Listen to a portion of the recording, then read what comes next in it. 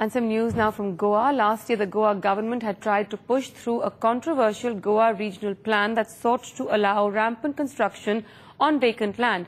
Then the government had backed down after Goans had protested. Now, Frankie Fernandez reports the Congress government there is attempting to change a century-old land law to benefit one close supporter.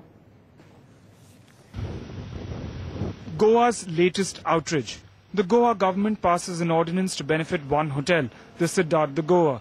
The Goa cabinet on Friday decided to amend the century-old Goa Land Acquisition Act to allow the hotel to keep prime property for personal use. The hotel was given the land on a public beach by the state to build sporting facilities for the public.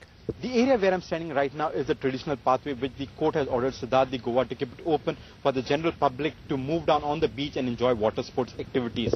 Behind me are the 50-odd room and the convention center which the court has ordered Siddharth the Goa to demolish. The Supreme Court in January had ordered that the illegal structures be demolished. The ordinance is said to have found a way around that ruling by trying to change the land law 1964 onwards. This has angered citizens groups. Once we see the order, we are bound to take it back to the Supreme Court and tell the Supreme Court that the government of Goa says that whatever the Supreme Court decides, they are going to decide in their own way. But that may be difficult, as the changes also bar judicial intervention in the case. The Goa governor has to approve the ordinance before it becomes law. In typical example of doublespeak, the Goa government says it will respect the Supreme Court's ruling.